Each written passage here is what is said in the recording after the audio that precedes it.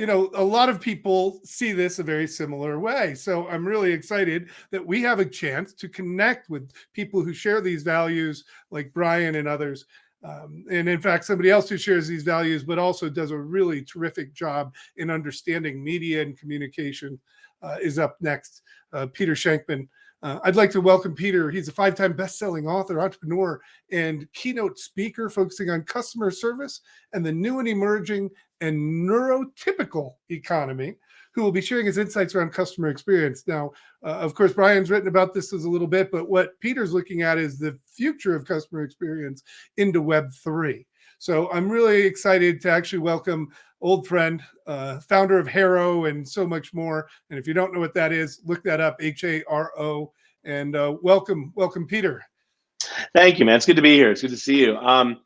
It's funny. I was thinking, Chris, I have very few things in my life that I hate. I like to think of myself as an all-accepting person. I mean, I hate people who aren't kind, right?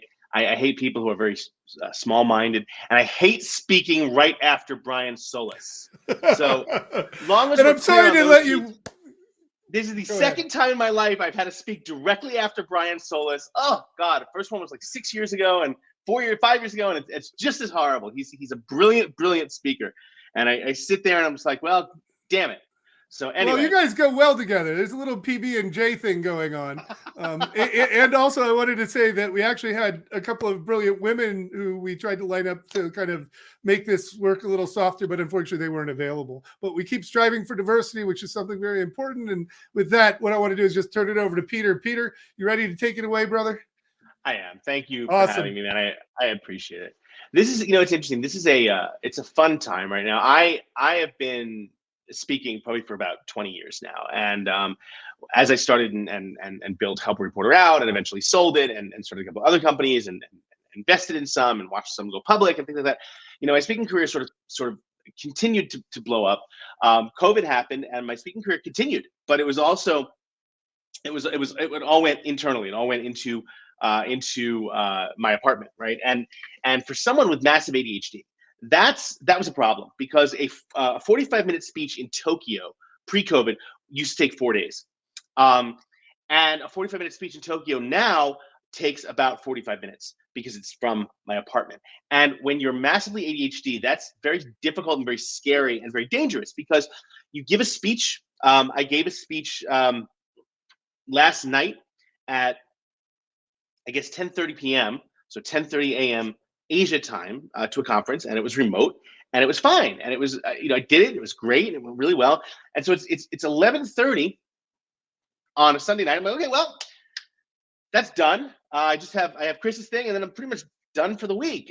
So maybe I'll start another company, or maybe I'll try meth. That's the problem when you're ADHD is you constantly have to be on, and you constantly have to find things to do. So the whole concept of Web3 for me is awesome because it allows me to go in and watch and see what other people are doing and see the mistakes they're making and make my own mistakes and build things and break things and build things again. And it is as exciting as my first and only real job I ever had back in 1995. My first job out of college, I was hired as one of the founding editors of the America Online newsroom. If you remember AOL, back in the day, it was the internet, the welcome You've Got Mail people. And then if you went to the right of You Got Mail, there was a newspaper, and we built that. And we had this amazing experience building it because it was pretty much, we would do something, and if it worked, we would do it again. And if it didn't work, we wouldn't do it again. And that is how we learned. And that's what I'm seeing today. And that excites me. And I agree with a lot of what Brian said. We did a lot of social 2 or Web 2. The concept was Web 2, the socialing, right? Had a tremendous value proposition. A lot of which was just wasted. I am still amazed that to this day we're still friend requesting people. I predicted 5 years ago that friend requesting would be gone by now because it's just as awkward as it would be in the real world. If I went up to you one day after we hung out for a bunch of times, I went up to you and said, you're interesting. Can we be friends? That's weird. No one says that. And yet we still do that online. And I'm hopeful that as we transition into this Web3, things like that those awkward things that don't benefit anyone are going to disappear. The premise that if I connect with you and if we hang out and if we talk, that already happens on Facebook and on Instagram and on LinkedIn. The more I connect with you in the real world and the online world, the more I see you in my social circles, in my feeds. The less I connect with you, the less I see you, and that's how it should be, because that's the real world. I went to a concert last night. I saw Toto, who opened for Journey, and it was a great show. And all morning, because I sent a couple of those photos and a couple of those videos to Facebook and to Instagram, I've been getting concert ads in my feed, and that's understandable. But what's really interesting is that people who saw those posts, some of them who haven't maybe seen a post of mine in months, saw them because they had also attended the same concert in different cities. So the network continues to get smarter. Why is this relevant for Web3, and especially for a customer service composition and component? What Brian said about going to Coinbase and then having a 72 to 96 hour hold on his funds is accurate. That's what they do, and it's complete and utter bullshit. I needed to buy some quick Ethereum the other day, and so I put $2,000 into Coinbase, and they were kind enough to let me transfer 1,000 of it off immediately, while I had to wait for the other 1,000 for 5 days. For what? We have, unlike Russia, the United States and Coinbase have not been kicked off the SWIFT network. There's absolutely no reason for us to have to wait 5 days, right? Especially if we've been Coinbase users for how many years now. So one of the things that I do look forward to is more of a freedom of choice with, in terms of how I want to pay, what I want to do, what I want to use. In New York, there is a government agency called the New York State Department of Financial Services. And New York State Department of Financial Services, they run under the guise of protecting consumers from fraud online. That's their what they do. In fact, what they do is they suck up to banks and to Wall Street, who are afraid of losing control of the monetary system, right? Which is something crypto can very much do. And so, I can't cash out certain coins that I own because I live in New York State. It's amazing. I literally cannot cash them out. So I've been holding them, and I have to keep holding them. So other countries have started figuring out ways to do that. The country of Palau, the country of Estonia, have offered digital residencies where you can purchase a digital citizenship in these countries. And whoops, just lost my camera. Stand by. That is the problem with a high-end battery camera. Okay, we're gonna switch over to my backup. There we go. Okay, this is the backup where the Canon, I look amazing. I really look good. That open the FaceTime camera on the Mac, and it's like, you Shrek-looking bag of bitch. But best I could do right now. So sorry about that. But I look at the fact that I can create virtual citizenships in different countries to be able to accomplish the goals that I have. For every problem that exists online or offline, there is a company trying to solve that. And one of the things that excites me the most about Web3 is that it should be, in theory, it's going to be a lot easier to solve those problems. What does that mean for a company? Well, for a company, that means that because it's much easier for someone else to solve the problems that you haven't addressed, for whatever reason you haven't addressed them, you better get better at addressing them. Right? If we can simply take our wallet and plug it into whatever we want and do all of our business there, right? And we don't have to worry about, why doesn't anyone leave Amazon? People understand that Jeff Bezos doesn't need any more money, right? Jeff Bezos should have won $10 billion. He should have won capitalism, right? And we should name a dog park after him, right? And that's it. No more money. But we understand he doesn't need more money. Why don't people leave Amazon? Because it's easy. Because I live in Midtown Manhattan, and it is ridiculously difficult to go shopping here. Right? We don't have that many big boxes. We have very few big boxes. We have like one Target, right? I don't have a Walmart that's the size of Texas. I can't go out and buy a pair of jeans and a gun in the same place. I have to, so if I want stuff, it's easier to have it shipped here, right? I don't have a car. I get it. So, and Amazon knows what I like. They know who I am. They know what I do. So the ease of use aspect of Amazon is very, very important. So if we're looking at something like that, if the ease of use becomes transferable, and I can transfer to another place and have that same ease of use, then that changes competition. So as a company, one of the things you need to understand is the concept of transparency. If you are not completely open and honest with your customers and saying, hey, we can do this, we can do that, we can't do this, but we can do that, and continue to tell them what's going on and what they can have, they're going to go somewhere else because it's never been easier to do that. And the concept of Web3, forget NFTs, I'm simply talking about new payment processes, right? The concept of being able to pay for something as I'm walking down the street from the place that happens to have the best, not necessarily the one that knows me the best, is a promise of Web3. And I think we're going to get there. We're not going to get there tomorrow, but we're going to get there. You know, I remember when I took the job at AOL, my father, he, what are you going to work at? America Online? What the heck is that? The internet. It's a fad. You're gonna, you should get a real job. Work for a newspaper. You have a journalism degree. And he since apologized. He also thought I was crazy when I spent $75 to buy Shankman.com, but that proved to be very useful as well. I've owned that domain for over 20 years, as has he, and as has my dad has his address at Shankman.com. My mom has hers. So it becomes this thing where you have to sort of at some point trust in the future, but on the same note, make sure that what you're looking at benefits you, and more importantly, benefits your audience, benefits the company that you're working for, benefits the clients that you have, because the clients and the customers, they control the direction of your company. You don't control the direction of your company. If they don't like what you're doing, they will simply go somewhere else. And again, it's never been easier to do that with Web3. It's super, super easy to do that. So understand the concept of transparency, being open and honest, and when you screw up, owning that as well and saying, hey, you know what? This is a mistake. Here's how we're going to fix it, and here's how we're going to keep you. It doesn't have to be awesome. I don't need you to be great. One of the incredible things about where we are right now is that the bar is so goddamn low. I mean, the bar is just so I don't even know. I don't even have a funny joke anymore about how low the bar is, because it just keeps getting lower. Every time I thought I had a good joke about how low the bar is and how it could never get any lower, it managed to get lower. So the experience of the customer bar is so goddamn low right now that I don't need you to be amazing. I need you to suck slightly less than everyone else.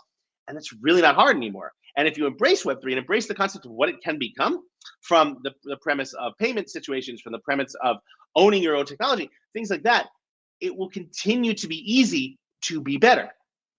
When I give this speech in front of audiences, I usually talk about, like big conferences. I asked who flew to the conference, and someone always raised their hand. I said, "Who had a great flight?" Someone said, "Oh, the flight was great." What made it great? Oh, we took off on time. We landed on time. Right, that's just called a flight. They didn't do anything special, but you're over the moon because what you expected was utter crap. You expected the anal probe with the TSA. You expected the flight to be delayed, or you'd lose your seat. If it just went normally, in your mind, that's a great flight. So if the bar is that low, where are we going in the future? It's going to be the simple act of improving that slightly, being a little bit better. Being relevance has always been a key, and that's never going to be more important than Web3, because if I can simply I have my crypto wallet is offline, right? And so I have to actually plug in a USB device, and from that USB device, connect to my account. So if I'm going to go through that process to move something to somewhere else or whatever, it better be exactly what I need, and it better be relevant, right? So I think we're going to see a lot of companies trying to understand their customers better and understand their audience better. I was talking with the the general manager of the Ritz-Carlton the Ritz-Carlton Alabama, which is in Tenerife, I think, Portugal. I don't remember. I have another podcast called X8. It's a travel podcast, and I was talking to the I know it was the general manager of the new Ritz-Carlton Alabama, and one of the things that Ritz-Carlton does, which I always love, is they don't have employees. They have what they call ladies and gentlemen servicing ladies and gentlemen, right? So their premise is that it's not just about hiring someone, it's about hiring someone who has the empathy to work with other ladies and gentlemen. And so think about that from a relevance standpoint. If you are able to give a great experience to your audience, and it's not about waiting 9 days for a Coinbase transaction to clear. As gas prices drop, as new currencies come in that eliminate gas prices, as it becomes easier and quicker. I have a coin called Shank. It's my own coin. It's on the Rally network. Rally, at some point, I will be able to again, New York State thing, but I'll be able to transfer that out and convert Rally to Ethereum, or convert Rally to Bitcoin or to Solana, whatever I want. The more that happens, at some point, I'm going to be able to buy a Diet Coke at 7-Eleven with Shank coin. And to be able to do that, that's going to allow, for the seamless integration of all cryptocurrency. It's not going to matter on the back end. When you check into a hotel, when you go to the bank and withdraw money, it doesn't matter where that money comes from or how it got to the bank or whether you're even in that bank, as long as you have an ATM card. What matters is you get your cash. And so focus, as you're building for this new environment, focus on the end result to the user. The user doesn't give a shit how you get what you need to get done for them. What matters to them is that when they attach their wallet, when they connect, It's clear, it's visible, it's transparent. They know what they're doing. They know that when they click on this contract, they know exactly what they want. It's done. It didn't cost them a fortune in fees, and they move on. Simplicity is going to be the new relevance. Simplicity is going to be the new relevance in the Web3 environment. A couple of examples. I am currently working with the largest stamp manufacturer in the world. They have over 60,000 stamps for like 110 different countries. They've created these stamps for those countries, and they own the licenses to them, and they want to put them on NFTs. And they came to, I want to do NFTs, and we do it on OpenSea. Like, probably not, because how do you know about your audience? Yeah, they collect stamps, so there's no reason they wouldn't buy NFTs. Like, well, there kind of is, because collecting a stamp, buying a stamp collection, or buying a rare stamp or whatever, does not involve having to get a crypto wallet, having to fund it, having to connect it, having to, it is pretty much a given that stamp collectors are not necessarily the most techno-savvy people. So everything you're doing has to come down to what your audience wants. You can have the coolest NFT project in the world, the coolest technology in the world, the coolest coin, the coolest token, the coolest whatever. If your audience doesn't feel comfortable using it, buying it, selling it, holding it, it's going to fail. So what we're working on for the stamp company is we are launching all these different series of stamps, but we're doing it in a way that they can also buy with a credit card. So it is not a mint mandatory process. They can mint it and take it off the chain if they want to, but it doesn't have to be. And because of that, the numbers that we're seeing are a much, much, much, much higher adoption rate. Understand your audience. This goes back to pre-web. The premise of understanding your audience, asking them how they want to get the information that you're giving them in the way they want to get it. There's 7 people in America who still own a fax machine. If one of your clients is one of those 7 people, you better be faxing. Understand how your audience likes to get the information. I get my information, I download a lot of podcasts, and I usually listen to them sometime between 3 a.m. and 5 a.m. when I'm awake and working out. It's the only time I can work out before my daughter wakes up. I'm a single dad. So I'm on my Peloton. By the way, if you're on Peloton, at Peter Shankman. I'm at Peter Shankman everywhere, but at Peter Shankman and Peloton, feel free to follow me and we'll race.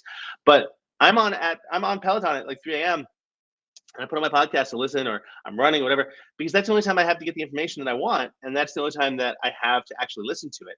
The podcasts I listen to are the ones that come out they release at midnight at 1 a.m. so that by the time I go and pick up my phone, they're already on there. That's loyalty to me. So understand how your audience likes to get their information and give them the way they want. They will stay with you, because again, it's never been easier to leave at this point.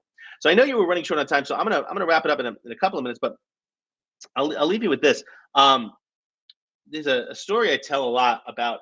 I'm a very loyal flyer to United Airlines, and United takes very good care of me. I'm one of their top freaking flyers, and after every flight, they send out a letter, an email, a survey asking me how the flight was, what could they do to improve. And the flight was fine, whatever. And the last note is always last line of the survey is a free text box that says, "Tell us what we can do to improve your next flight." So several years ago, I started a test for like 400 something flights in a row. I wrote the same thing. I wrote, "On my next flight, please refer to me as Peter, Lord of the Skies." I never expected them to do that. I didn't expect them to ever do that. But after 400 something emails, after 100 or whatever, I would have loved for them to get a call from like one of their marketing people that said, "Yeah, asshole, we're never going to do that. Stop it." Something that tells me they're listening, because it took 484 flights before I happened to keynote an airline marketing conference, and someone from United was in there. And I told the story, and that night flying home, I was Peter, Lord of the Skies, all of a sudden, right? So it shouldn't have had to take 484 flights, because if they're telling me that I'm one of their top flyers and totally they listen to everything I want, they want to help me, but then they don't respond in 2.5 years to an email, what does that tell you, right? More importantly, every other airline follows me, and they're listening to me. And that if I happen to post something about having a couple of bad flights in United in a row, which I haven't, but if I were to post something like that, Delta, American, British, they'd all be like, "Hey, how you doing? Come on over here. We'll match your status. We have drugs, whatever." It doesn't take much nowadays, especially in the Web3, where you're taking your entire identity with you. Every time you unplug your wallet, you can I don't need to build a back anywhere. Just plug my wallet in somewhere else, and my identity goes with me. So ask yourself, what can you do to make sure those customers never want to leave? Because I haven't left United. I'm still very loyal to them. But for a brief second in time there, they opened the door. They opened the door that I easily could have walked through had circumstances warranted. So understand what you can do to make sure that door stays closed, and make sure you can keep your audience where they are and make sure that you're giving them what they want so they have no desire to ever leave. I love talking about this stuff. I am at Peter Shankman, like I said, on all the socials. My email is peter@shankman.com. If you shoot me an email, peter@shankman.com, and tell me you heard me here, go make an account on rally.io, shoot me an email, and I will send you some Shank coin for free just because I'm a nice guy. But that being said, I really hope everyone enjoyed and got value out of what I had to say. So I think I'm good. Peter, you're always enjoyable, my friend, and not Shrekky at all. By the way, that's unfair, man. You're not Shrekky. You're not Shrekky. Hey, I've got a lot more to talk to you about, but we have a hard stop at the top of the hour, so I got to bring Augustine up. Thank you so much for your support very early on, for the conversation, for the wake-up call. And by the way, I believe the specific contents of his tweets was in reply to me to Jeremiah. Oh, this tweet is not going to age well. and that is the moment that led us to this. Like a fine milk, wasn't it? It is. Take care, Chris. Thanks for having me. Have a great day, Bye-bye. Peter. Cheers.